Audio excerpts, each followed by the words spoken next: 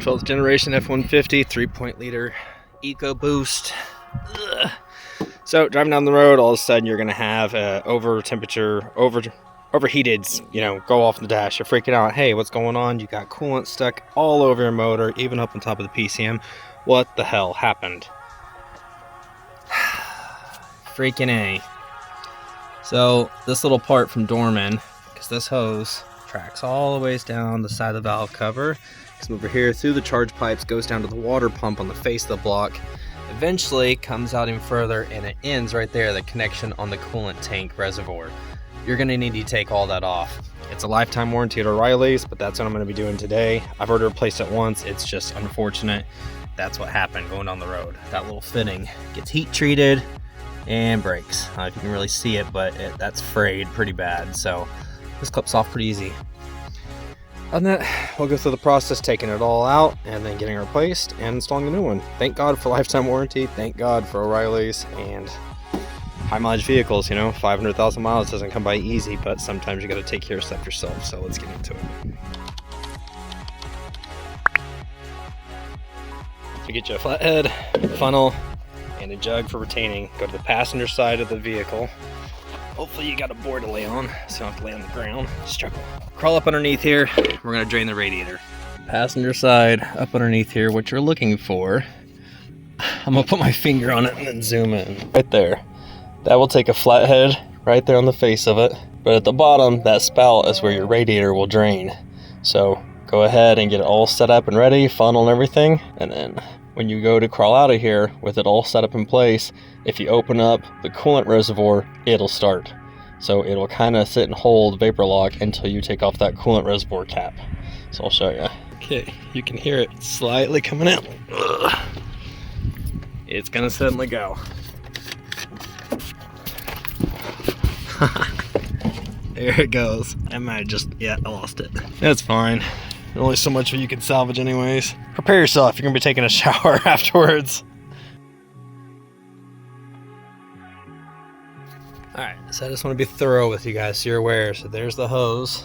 Get it focused coming off the firewall with the heater core. Comes down here, follow that silver path right there. Follows, there are two bolts right here, right on the corner of the valve cover. I'm trying to get focus like this. There's one of them. Right there's another one right on that side. But it's just little 8mm studs. You can see the plastic bit. I'll show you when I bring it all out, but that's the hose right here, following around, comes around to right here. It's a lower one. It kind of starts dangling in front of the motor till it gets to the thermostat housing right here. So it's a quick clamp right there. Come on, focus. Right there, where my finger's touching, I know, focus. It's just a quick clamp that'll slide off. The other bit of it, see here, my hand is on it in that shake. And then this is the other one. This is the most common issue with these. They start leaking right here. That rubber fitting inside there. It's a quick release. I'm not sure why you would really need a quick release when you're not really changing this quickly to begin with, but I guess it saves time, whatever. But it's one big unit from O'Reilly's. So once you get all that out, you'll see in the time lapse, take it to O'Reilly's, buy yours for the lifetime warranty or exchange yours like I'm going to tomorrow. Yeah.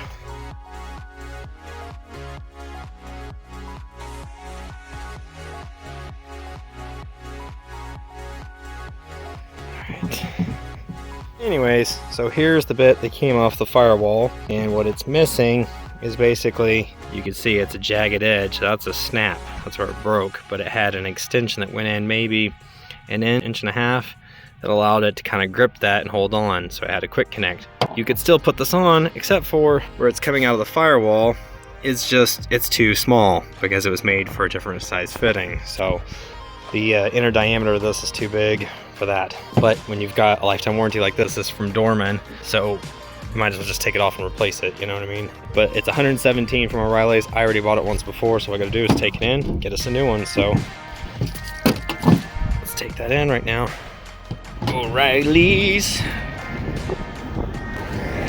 O'Reilly's. All right, just like that O'Reilly's. Let's go home and take care of this. All right, here we are. We can get started putting everything back together. Let's get on it. Just a quick little service tip for you guys. When you go to put on rubber fittings like this, rubber hoses, if you take just the tiniest amount, WD-40, get it in there real good. It's gonna slide on there like a champ, I'm telling you what. It ain't gonna hurt the system, it's just a little bit of oil, but that way it's gonna lubricate it. It's gonna slide on there super easy, so enjoy that.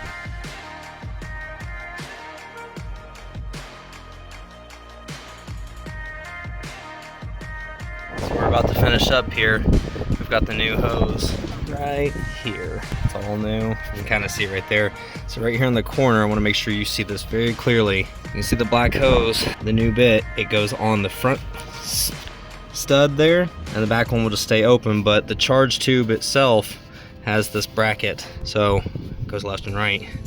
I'm gonna try to move it and see if it'll stay focused, but everything else gets in the way. But you can kind of see that's just old heat shield stuff. But those two studs, you're gonna get the charge tube right back on it. So let's put it on real quick. There we go. That one lined up. That one's almost lined up, but those are 8mm little screws that go on there.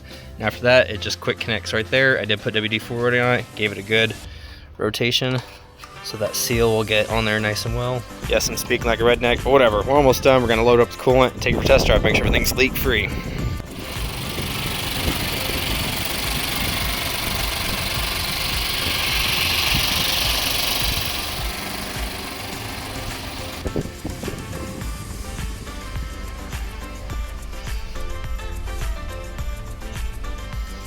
I mean, she got a little bit of wear and tear, little stuff showing here and there.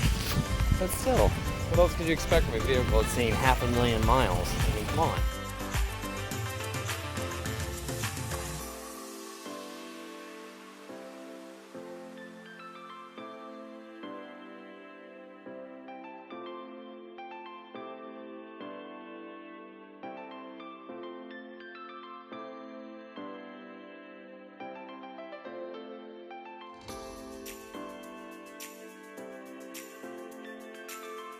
Alright guys, there we go, we're watching the temperature. I've been running for about 30 minutes now.